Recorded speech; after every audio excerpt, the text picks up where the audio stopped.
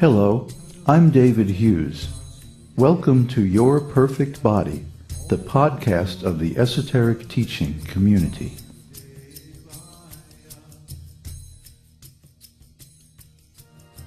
Today's selection is an essay entitled Spiritual Society.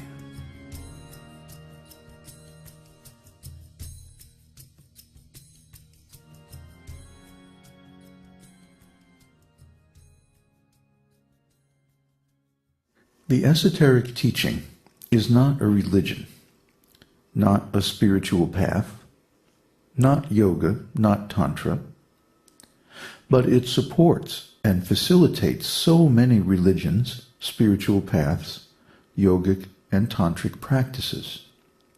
And it even facilitates art, music, science, sociology, everything you can imagine, and a great many things that in material condition consciousness you cannot imagine. For example, the science of transcendental consciousness. It has this power because the esoteric teaching is an ontology. It is the science of consciousness, the science of spirituality. It is so powerful because human beings are spiritual living entities, or souls. Therefore, the esoteric teaching, as the science of spirit, gives the proper form and meaning to human existence and activities. To give one very important example, the esoteric teaching can show us how to structure human society according to spiritual understanding. We are not talking about government or politics. Those are mundane fields best left to their respective experts. What we are talking about is the natural class structure of human society according to spiritual science. Karl Marx was partly right. There is a class struggle going on in human society. But he was wrong in that he attributed the different social classes to economics and politics.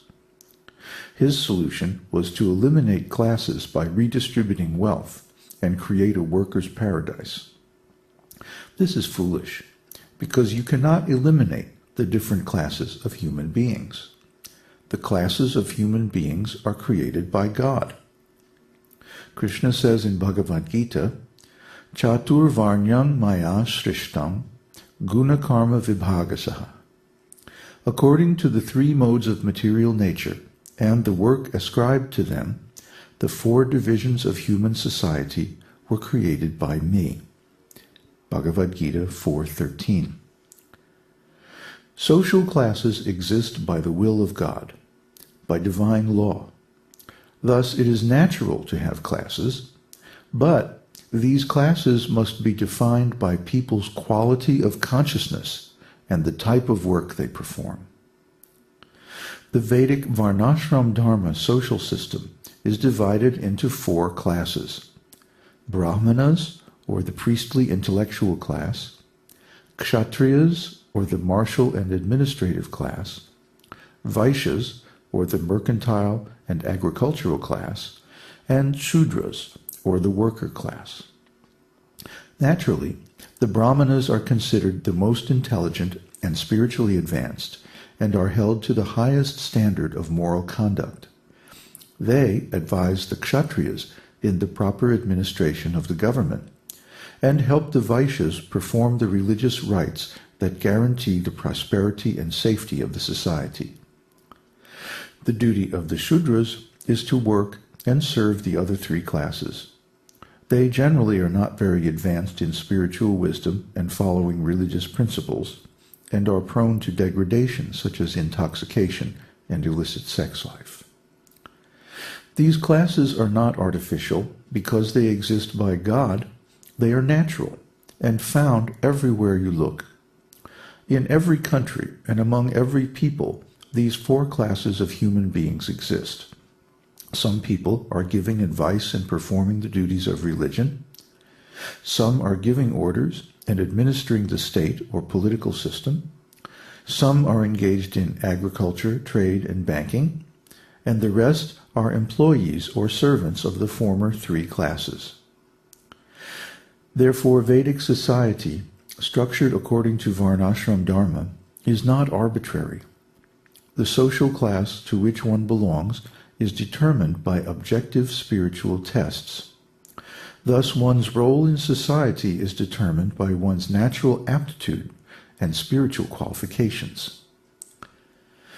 Bhagavad Gita also describes the specific qualifications for Brahmanas, Kshatriyas, Vaishyas, and Shudras. But the key to the entire arrangement of Vedic civilization is that everyone is guided by a superior. The Brahmana guides the Kshatriyas, the Kshatriya protects the Vaishyas, and the Vaishyas employ the Shudras. The Brahmanas give spiritual advice and protection to the Kshatriyas, as the Kshatriyas' business is to give legal and martial protection to the citizens. Similarly, the Vaishya's duty is to give protection to the Shudras and the animals. Bhagavad Gita 18:44 says, Krishi go raksha vanijyam vaishya karma svabhavajam. Farming, cattle raising, and business are the qualities of work for the Vaishyas. Therefore, Vaishyas should engage themselves in agricultural production and giving protection to the cows. Go Rakshya. Go Rakshya, cow protection, is one of the essential items of state affairs in Vedic society. But now there is no cow protection. The poor cows, they deliver their milk to us, feed us like their own children, and later on they are slaughtered. See how sinful the modern society is. And they still want peace and prosperity, but this is not possible. What they are doing is against the law of God. In the Bible it says, thou shalt not kill. And if you think that only applies to humans, there's another quotation. He who killeth an ox is as he who killeth a man. Therefore, the society must be divided into Brahmana, Kshatriya, Vaishya, Shudra, and they must execute their proper duty. The Brahmanas should be responsible for education, spiritual training, and giving advice according to Vedic spiritual wisdom. The Vaishyas should give protection to the cows, and the Shudras, they should work under the direction of the higher three divisions. The Kshatriyas are responsible for seeing that everyone in the different divisions are properly qualified. In this way, there will be very nice management of human society. Then, as is stated in the Esoteric Teaching, Kamang Vavarsha Parajanyah. Then nature will help us. If you keep human society properly according to the directions of the Vedas, nature will also help us. Nature will give us sufficient foodstuff. Vavarsha Parjanya Kamam. All the necessities of life will be supplied by nature, simply by proper adjustment of the weather, brishti. Actually, now the whole world is suffering because of climate change.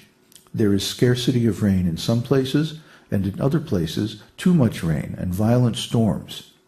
Without good weather and regulated rainfall, agriculture and trade is impossible. Therefore, during the Vedic era, Kamam Vavarsha Parjanyaha. The clouds showered all the rainfall that people needed, and the earth produced all the necessities of mankind in profusion. And Krishna says, Yagyad bhavati parjanyaha. Bhagavad Gita 3:14. If you want sufficient rain, then you must perform yajna, spiritual sacrifices according to the direction of the Vedas. So these are the indications, the directions of social management of the Vedic system. But at present, it's very difficult to perform yajna. The only yajna is Sankirtan yajna. That's the only yajna that is possible. Yajnai Sankirtana Prayar Yajanti Hi Sumedasaha. In the age of Kali, intelligent persons will perform the congregational chanting of the holy names of the Lord. Now, this is a saying from the Esoteric Teaching. So if this esoteric teaching is taken seriously all over the world, and people perform Sankirtan Yajna, congregational chanting of the holy names of the Lord, and implement the Vedic Varnashram Dharma social system of 4 classes, then everything will be adjusted by the law of nature. Everything, even the climate, will change.